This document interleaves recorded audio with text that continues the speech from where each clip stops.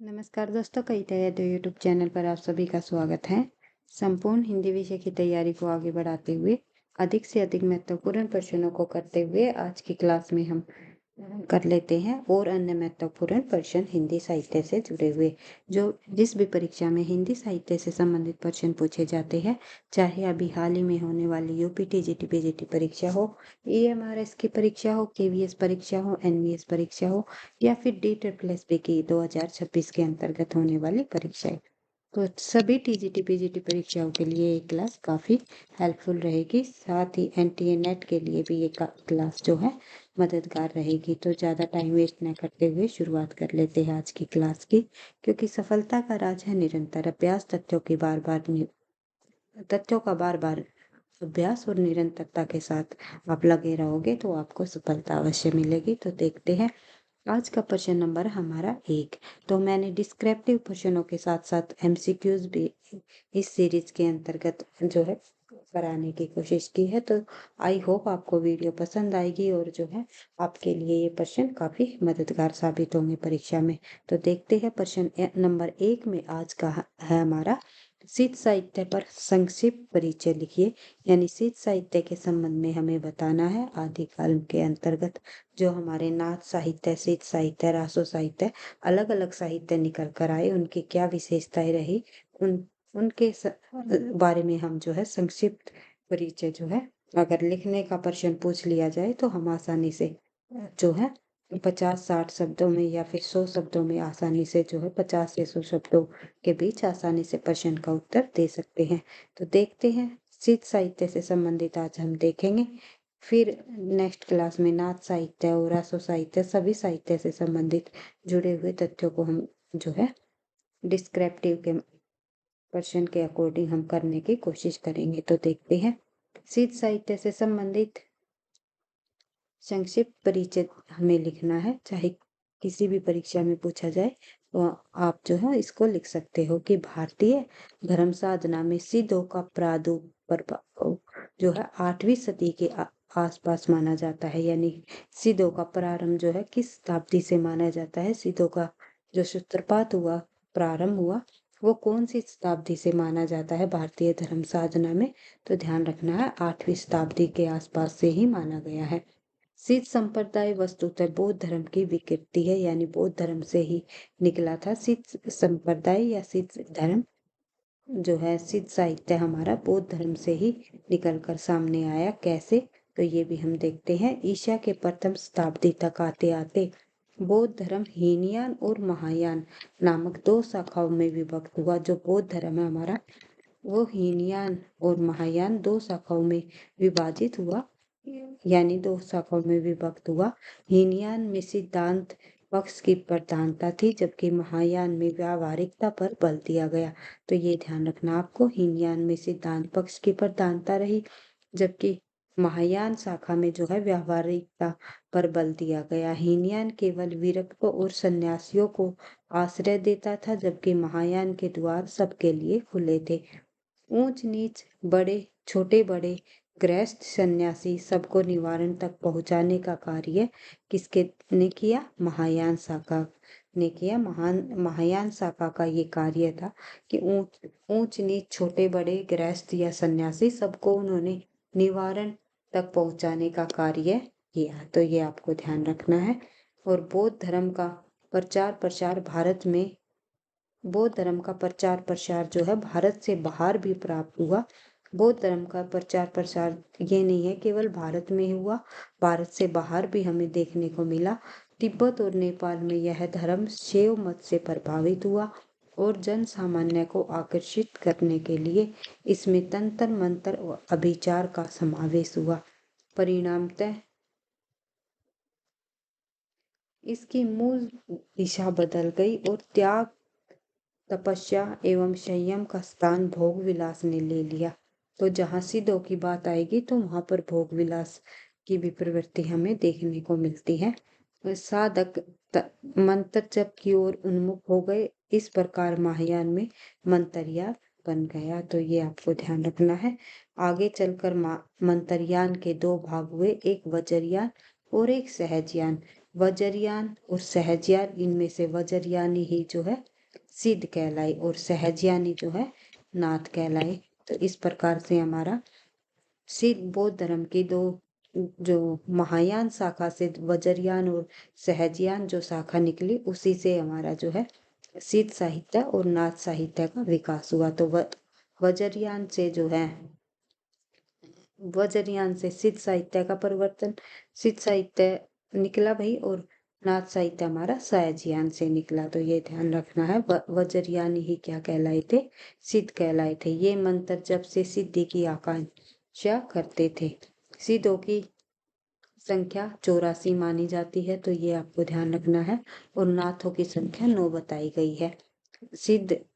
सिद्धों की संख्या 84 बताई जाती है, और इसका समय 797 ईस्वी से लेकर 1257 तक माना गया है। ये सिद्ध अपने नाम के पीछे जो है पा जोड़ते थे, जो कि सबसे पहले सिद्ध सरहप्पा को माना गया, जैसे कि लुइपा, सरप्पा, सबरपा, कणहप्पा, टोम्बिप्पा आदि जो है सिद्ध जो है अपने नाम के पीछे पा जोड़ते थे। सिद्ध पराय, ये थोड़ा टाइपिंग मिस्टेक है, सिद्ध पराय अशिक्षित एवं हीन जातियों में से थे। इन्होंने जो है स्त्री सेवन को अपनी साधना का अंग बना लिया। इस प्रकार धर्म व अध्यात्म की आड़ में नारी भोग किया उन्होंने। और जो है सिद्ध साहित्य अर्धमागधी अपभ्रंश भाषा में लिखा गया। सिद्ध साहित्य की अगर भाषा पूछी जाए तो अर्धमागधी अपभ्रंश, जिसे हम सांध्य भाषा के नाम से भी जानते हैं। अगर सिद्ध साहित्य की भाषा पूछी जाए तो सांध्य भाषा ऑप्शन में दी होती है भाई, तो ध्यान रखना है। और यह भाषा वस्तुतः हिंदी और अपभ्रंश का मिला जुला रूप है। सिद्धों की रचनाएं मूलतः उपदेश परक, नीति परक एवं रहस्य परक है। इनकी कविता में शांत और श्रृंगार रस की प्रधानता है। कुछ प्रमुख सिद्ध कवि और उनकी रचनाएं इस प्रकार है, जैसे कि आप देख सकते हो, सबसे पहले सिद्ध जो है सरहप्पा जी को माना जाता है। सरहप्पा का रचना काल 769 ईस्वी माना गया है, और दोहा कोश इसकी प्रसिद्ध रचना है। सरहप्पा की प्रमुख रचना का क्या नाम है, दोहा कोश। कई बार पूछा जाता है। कुल रचनाओं की संख्या इनकी 32 है। इनका नाम सरोज वज्र, राहुल भद्र भी है। कई बार पूछ लेते हैं कि निम्नलिखित में से जो है सरोज वज्र किसको कहा गया, राहुल भद्र किसका नाम है, तो सरहप्पा के ही सरोज वज्र और राहुल भद्र जो है माना जाता है। और राहुल सांस्कृतायन ने भाई, राहुल सांस्कृतायन ने सरहप्पा को हिंदी का प्रथम कवि माना है। तो ये भी आपको ध्यान रखना है, ये पॉइंट भी आप लिख सकते हो। सरहप्पा को हिंदी का प्रथम कवि मानने वाले विद्वान राहुल सांस्कृतायन थे। सरोज वज्र और राहुल भद्र भी इनका अन्य नाम था, तो ध्यान रखना है। और इनकी पंक्ति भी अगर याद रहे तो आप लिख सकते हो परीक्षा में, जहीं मन पवन न संचरई, नवी ससी नाही पवेश, ताही बट चित वियासम करु सरहई कहे ओवेश। तो ये जो पंक्तियां है, ये पढ़ने में थोड़ी दिक्कत इसलिए हो रही है क्योंकि अपभ्रंश भाषा में लिखी गई है। तो ध्यान रखना है भाई, अगर ये पंक्ति दे दी जाए तो ये पंक्ति किसकी है, तो सरहप्पा की है। सरहप्पा के इस प्रसिद्ध दोहे का हिंदी अनुवाद जो है हम देख लेते हैं। जहाँ मन और पवन प्राण की गति नहीं है, जहाँ सूर्य अर्थात रवि और चंद्रमा अर्थात सभी का प्रवेश भी नहीं है, मतलब सूर्य और चंद्रमा भी जहाँ पहुंच नहीं पाते, जहाँ मन और पवन की गति नहीं है, सूर्य और चंद्रमा का भी जो है प्रवेश नहीं है, तो हे मूर्ख मन, तू वही सहज अवस्था में स्थिर विश्राम हो जा। तो कि ये मन से बोल रहा है कि हे मन, हे मूर्ख मन, तू वहीं चला जा जहां पर जो है सूर्य और प्रकाश के चंद्र भी प्रवेश नहीं कर पाते, और मन और जो है प्राण की गति भी वहां नहीं पहुंच पाती। तो वहां पर जा करके शिथिल हो यानी विश्राम कर। सरहप्पा यही उपदेश देते हैं, तो ध्यान रखना है। इस प्रकार से सरहप्पा से जुड़े हुए तथ्यों को हमने देखा और इसी प्रकार हम दूसरे कवि को देखेंगे, सिद्ध कवि सबरपा। सबरपा के गुरु थे भाई सरहप्पा, ये भी ध्यान रखना है। रचनाकाल 780, चार्य पद इनकी रचना है। सरहप्पा की जो रचना है दोहा कोश, तो ये ध्यान रखना है, इनकी रचनाएं पूछी जाती है परीक्षा में। इनका प्रसिद्ध ग्रंथ ये माया मोह का विरोध करके सहज जीवन पर बल देते थे सबरपा जी। और इनकी कविता का एक उदाहरण हम देखते हैं। हरि ये मेरी तैला बाड़ी खसमे समतुल्ला और षडकुडीय सेरे पाशु फुटिल्ला। तो ये इन पंक्तियों का जो आशय है, इसमें कहा गया है कि ये पंक्तियां चर्या पद सबरपा द्वारा रचित है। इसका अर्थ है, गुरु की कृपा से मैंने देखा कि मेरा वह तैला घर, यानी तैला का यहाँ पर अर्थ है घर, अर्थात तृतीय महाशून्य घर, आकाश जो है उस खसम बताया गया है के समान समतुल्य हो गया है। हे आश्चर्य की बात यह है कि कपास यानी चतुर्थ शून्य फूट पड़ा, अर्थात ज्ञान रूपी कपास का प्रस्फुटन हो गया। तो ये आपको ध्यान रखना है। इन पंक्तियों का आशय नहीं पूछा जाएगा आपसे, केवल ये पंक्ति दे दी जाएगी कि ये पंक्ति किस सिद्ध कवि की है, तो ये ध्यान रखना है आपको।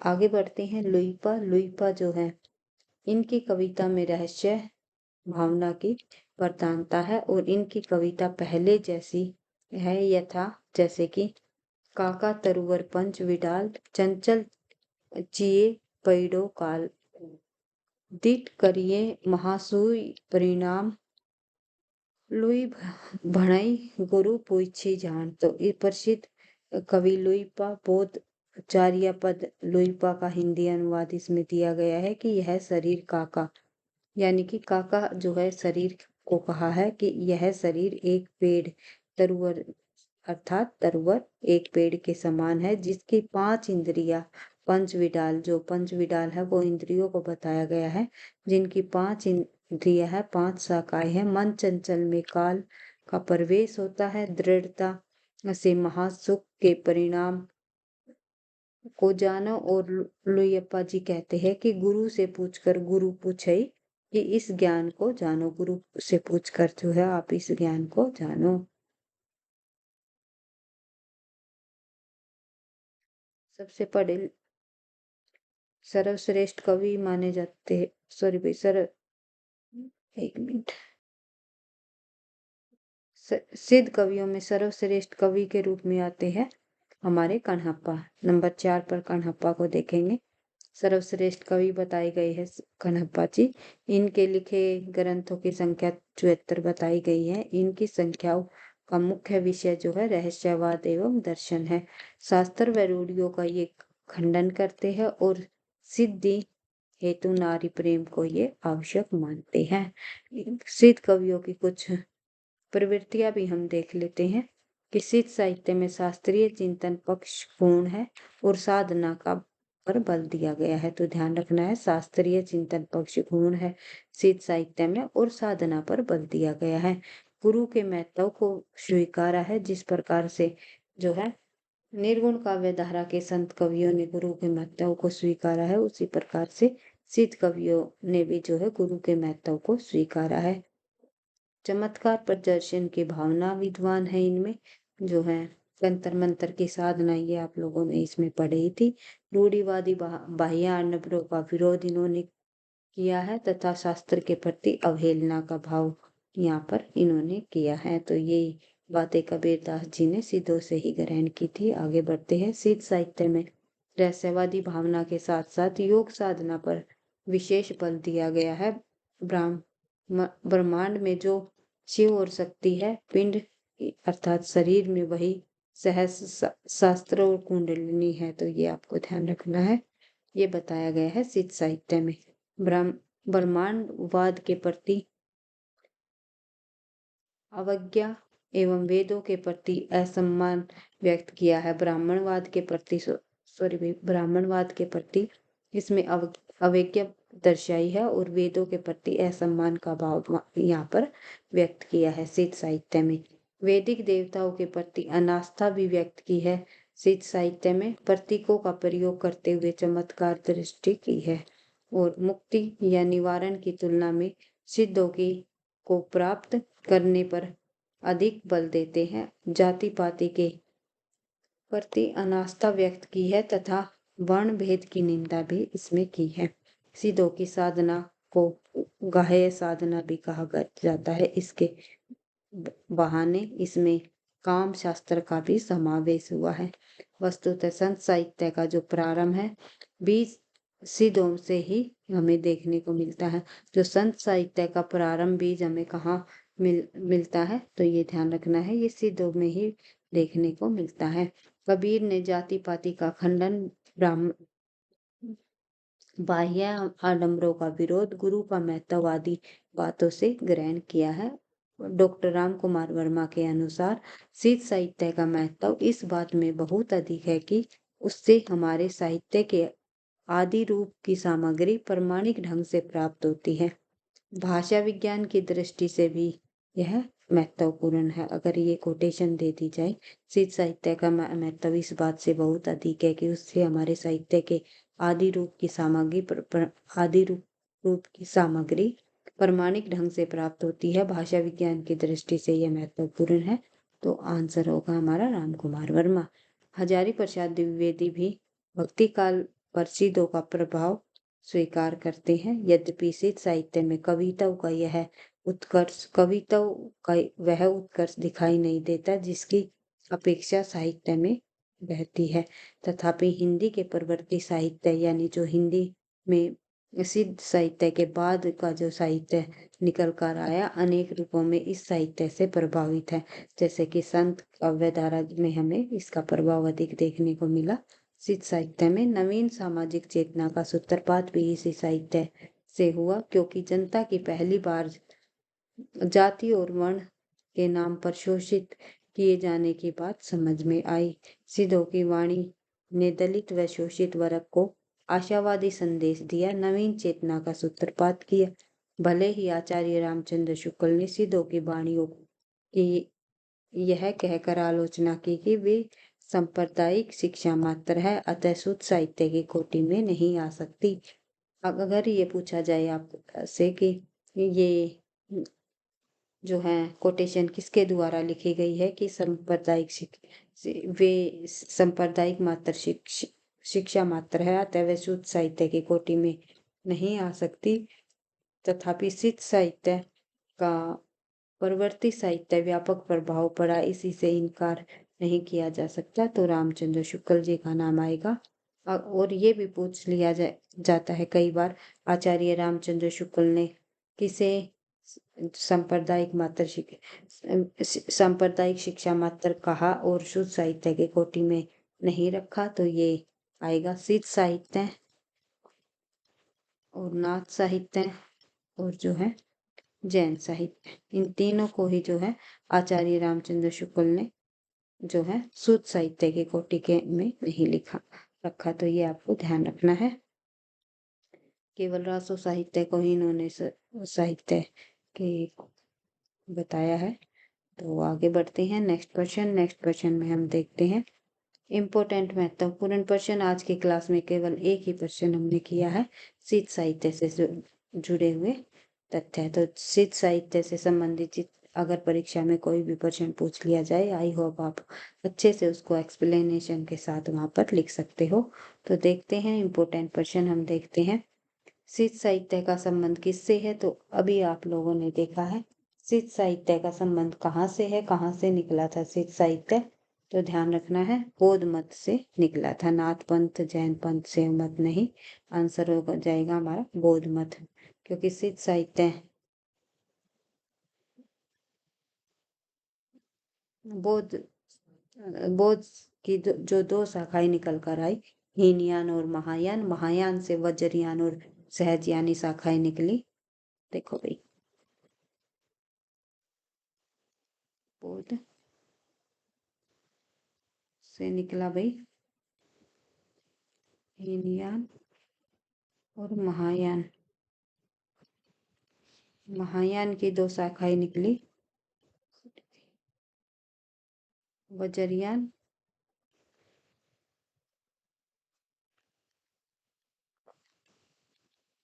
और जो है सहजयान। और जो ये वज्रयानी थे जो ये सिद्ध कहलाए और सहजयानी जो है नाथ कहलाए। तो ये आपको ध्यान रखना है। किसी भी प्रकार से घुमा फिरा कर प्रश्नों को पूछा जा सकता है। बौद्ध मत की महायान शाखा के साधना पक्ष में किस प्रमुख तत्व के प्रवेश से वज्रयान का उदय हुआ? तो आपको ध्यान रखना है। आंसर मिथुन, हठ योग, मूर्ति पूजा या तांत्रिक साधना। तांत्रिक साधना हमारा आंसर हो जाएगा। बौद्ध मत के महायान शाखा के साधना पक्ष में जो है तांत्रिक साधना के प्रमुख तत्व के प्रवेश से ही वज्रयान का उदय हुआ था। आगे बढ़ते हैं। सिद्ध मत में 5 मकार कौन से है? सिद्ध मतों में जो है 5 मकार यानी कि 5 बुरी आदतें, 5 बुरी प्रवृत्तियां हमें बुरी आदतें। तो 5 बुरी आदतें कौन कौन सी थी सिद्धों में? तो ध्यान रखना है। मद, मांस, मत्स्य, मैथुन व मुद्रा। ये जो है सिद्ध साहित्य में पंचमकार के नाम से जाना जाता है, अर्थात 5 बुरी आदतें इनमें पाई जाती हैं। ये सभी प्रवृत्तियां, बुरी आदतें सिद्धों में हमें देखने को मिली है। आगे बढ़ते हैं। सहजयान को वज्रयान की कौन सी अवस्था माना गया? सहजयान को वज्रयान की जो है कौन सी अवस्था माना गया, ये आपको बताना है। तो आंसर हो जाएगा हमारा सिद्धावस्था। आगे बढ़ते हैं। चार्या पद का संबंध किससे है? तो चार्या पद का संबंध जो है अभी आपने पढ़ा था कि चार्या पद का संबंध सिद्ध मत से है। सबरपा का ग्रंथ है चार्या पद। आगे बढ़ते हैं। डिंगल शैली का प्रयोग इनमें से मिलता है। डिंगल शैली का प्रयोग सिद्ध साहित्य में, जैन साहित्य, रासो साहित्य या लौकिक साहित्य। आंसर हो जाएगा हमारा रासो साहित्य। और जो सिद्ध साहित्य का जो शैली रही है वो जो है अर्धमागधी अपभ्रंश रही थी। वही आगे बढ़ते हैं।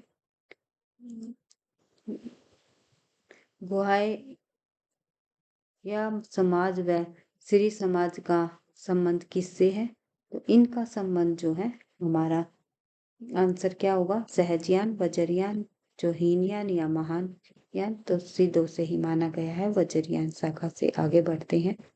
Next question. सिद्धों की तांत्रिक साधना में सहयोग स्त्री को क्या कहा जाता था? तो सिद्धों की तांत्रिक साधना में सहयोग स्त्री को जो है डोमिनी कहा जाता था। तो ये ध्यान रखना आपको। आंसर हो जाएगा हमारा ए। भैरवी ने, महामुद्रा ने, उपयुक्त स्वामी ने डोमिनी कहा गया है। आगे बढ़ते हैं। Next question. सिद्धों की वाणियों की भाषा को क्या कहा जाता था? तो सिद्धों की वाणियों की जो भाषा थी, मैंने आपको बताया था अर्धमागधी अपभ्रंश थी, लेकिन सांध्य भाषा भी कहा जाता था। खिचड़ी नहीं, पंचमैली खिचड़ी कबीरदास जी की भाषा को कहा गया था। कूट भाषा नहीं, रहस्य भाषा नहीं। आगे बढ़ते हैं। सिद्ध साधना में डोमिनी या भैरवी का अर्थ है। डोमिनी या भैरवी का अर्थ है सिद्ध साहित्य में वामाचार में सहयोगी, प्राय नीच स्त्री जात जाति की स्त्री को जो है डोमिनी या भैरवी कहा गया था। 1 मिनट भाई। क्वेश्चन नंबर 8 का आंसर होगा भाई हमारा डी। माफी चाहूंगी इसके लिए। तो देखते हैं एक बार फिर से, आप इस प्रश्न को पढ़ सकते हो कि सिद्धों की जो तांत्रिक साधना में सहयोगी स्त्री को क्या कहा जाता था? तो डोमिनी, भैरवी और महामुद्रा तीनों ही नाम दिए गए थे। तो आंसर हो जाएगा हमारा डी। तो ध्यान रखना है। आगे बढ़ते हैं नेक्स्ट क्वेश्चन की तरफ। नेक्स्ट क्वेश्चन में हमारा पूछा गया है कि सिद्ध साधना में डोमिनी या भैरवी का अर्थ वामाचार में सहयोगी, प्राय नीच जाति की स्त्री को कहा गया था। निम्नलिखित में से सिद्ध साहित्य में कौन सी विशेषता नहीं है? गुरु महिमा, नारी का निषेध, योग साधना या फिर तंत्र सिद्धि। तो आप लोगों ने देखा ही था कि सिद्ध साहित्य में जो है हमें गुरु की महिमा भी देखने को मिलती है। सिद्ध साहित्य के अंतर्गत गुरु महिमा भी हमें देखने को मिली है। उसके अलावा जो है हमें योग साधना भी देखने को मिली है, तंत्र सिद्धि भी देखने को मिली है। यहाँ नारी निषेध नहीं है, भाई नारी का भोग किया है, नारी का को एक भोग की वस्तु मानी है, नकारा नहीं है नारी को। निषेध मतलब ना मानना, नारी का निषेध नहीं, छोड़ा नहीं है, नारी का भोग विलास किया है। तो आंसर हो जाएगा हमारा बी। आगे बढ़ते हैं। ये सिद्धों की विशेषता नहीं है, ये नाथों की विशेषता के अंतर्गत आएगा, भाई ध्यान रखना है। गुरु की महिमा, योग साधना और तंत्र सिद्धि सभी सिद्धों की विशेषताएं है। सिद्ध साहित्य के संदर्भ में कौन सा कथन असत्य है? सिद्ध साहित्य के संबंध में हमें असत्य कथन देखना है। इनमें हठ योग और तांत्रिक साधना प्रमुख है, बिल्कुल सही है कथन। उसके अलावा सिद्धि के लिए स्त्री का भोग आवश्यक माना गया है, बिल्कुल। रहस्य भावना की प्रमुखता हमें देखने को मिलती है। मूर्ति पूजा का विशेष महत्व, मूर्ति पूजा का महत्व नहीं बताया, मूर्ति पूजा का खंडन इन्होंने किया है सिद्ध साहित्य में, जो कि कबीरदास जी ने ही इन्हीं का अनुसरण इन्हीं ये इसको जो है मूर्ति पूजा का विरोध जो है सिद्धों से ही ग्रहण किया था। तो ध्यान रखना है, आंसर हो जाएगा हमारा डी। बट तीनों के तीनों कथन हमारे सत्य है। रहस्य भावना भी देखने मिली, सिद्धि के लिए स्त्री का भोग भी आवश्यक माना और हठ योग की तांत्रिक साधना भी प्रमुख है। नेक्स्ट क्वेश्चन हमारा प्रश्न नंबर 13। हिंदी साहित्य की किस काव्य धारा पर सिद्ध और नाथ साहित्य का सर्वाधिक प्रभाव दृष्टिगोचर होता है? तो हिंदी साहित्य की हमें संत काव्य धारा में सिद्ध और नाथ साहित्य का सर्वाधिक जो प्रभाव देखने को मिला है। तो ध्यान रखना है, कबीर के काव्य में आप लोगों ने देखे ही होंगे। सिद्धों और नाथों में किस बात को लेकर मतभेद था? सिद्धों और बातों में जो है तीर्थाटन और कर्मकांड का विरोध था, बिल्कुल नहीं। जाति पात का खंडन, इसका विरोध था, नहीं। हठ योग साधना का विरोध, साधना में नारी का भोग, इसका जो है लेकर जो है मतभेद किया गया था सिद्ध और नाथ की बातों में। तो देखते हैं आगे। नेक्स्ट क्वेश्चन है, आचार्य रामचंद्र शुक्ल ने आदिकाल कीर्तियों का आदिकालीन कीर्तियों पर विचार करते हुए कितने ग्रंथों को प्रमाणिक माना है? आंसर हो जाएगा हमारा 12। आचार्य रामचंद्र शुक्ल ने आदिकालीन कीर्तियों पर विचार करते हुए केवल 12 ग्रंथों को जो है प्रमाणिक माना है। तो ध्यान रखना है। इस प्रकार से आज की क्लास में हम इतने ही प्रश्नों को करेंगे और नेक्स्ट क्लास में और अन्य महत्वपूर्ण प्रश्नों को जो है अभ्यास प्रश्नों को करते हुए हम आगे बढ़ते रहेंगे। तो देखते हैं इस सीरीज, अगर इस सीरीज से आपको कोई लाभ मिल रहा है, आप लगता है परीक्षा के लिए हेल्पफुल रहेगी, तो कंटिन्यूस इस सीरीज को हम आगे बढ़ाते रहेंगे। तो कमेंट बॉक्स में लिख करके अवश्य बताना। वीडियो पसंद आई तो लाइक करना, दोस्तों के साथ शेयर करना। चैनल पर पहली बार हो तो सब्सक्राइब कर लेना, ताकि नोटिफिकेशन आपको समय पर मिलता रहे। पढ़ते रहना, आगे बढ़ते रहना। थैंक यू, धन्यवाद।